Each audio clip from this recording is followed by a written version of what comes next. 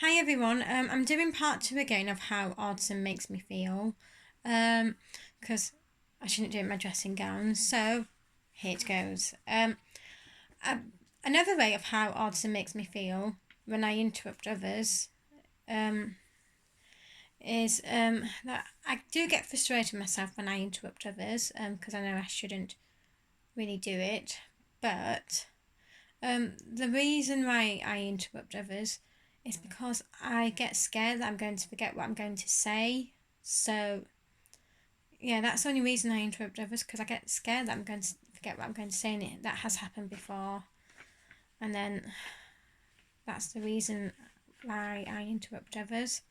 So, that's how that makes me feel when I interrupt others, even though I do get frustrated with myself. Another way of how autism makes me feel when when I'm not listening when spoken to directly. That does happen to me.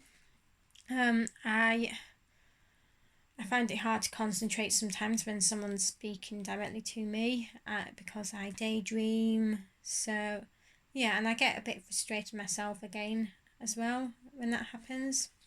Another way of how autism affects me is when I'm easily distracted. So if someone sends me a text, I get easily distracted by looking at my phone, and then and then sometimes I get distracted when I look on Google, especially like typing not news, especially when I type in Nottingham Forest, or like EastEnders or Emmerdale.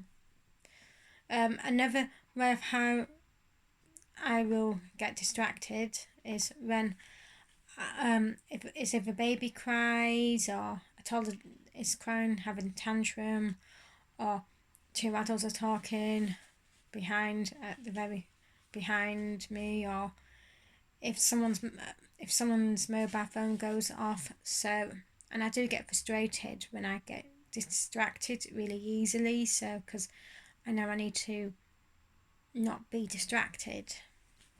Another way of how autism makes me feel is that when I dislike being touched, it really annoys me because I just hate it so much. The only times I don't mind it when someone's touching me is when I'm giving someone a hug, or when I'm having a photo talk with someone and and the person's arm is around me. So that's the only time I don't mind being touched, but other times I hate it and it annoys me.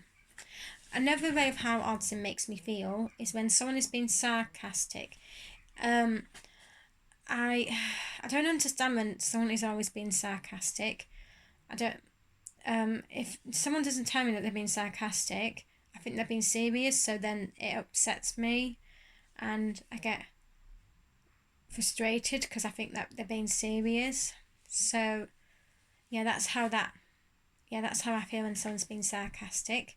Another way of how autism makes me feel is when I'm being forgetful in daily activities. So sometimes I forget whether I have done 12 reps on the leg weights or the arm weights and floor exercises. Last week I forgot my purse, and it had a pound in that I used for the locker, and it has my gym card in. So yeah, I did forget that last week because I was in a rush.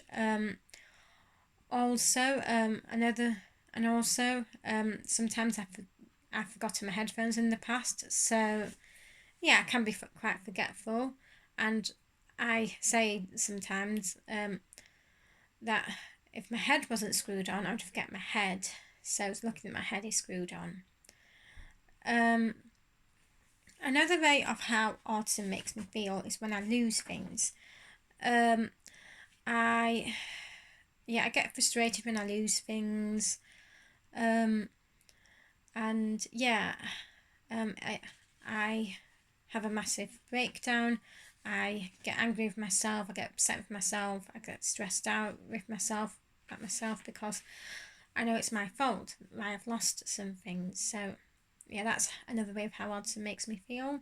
Another way of how autism makes me feel is when my routines are changed. I hate it when my routines are changed. It upsets me, and it make makes me upset, it makes me stressed out as well. And I think that's everything I want to talk about on part 2. So I hope you enjoy watching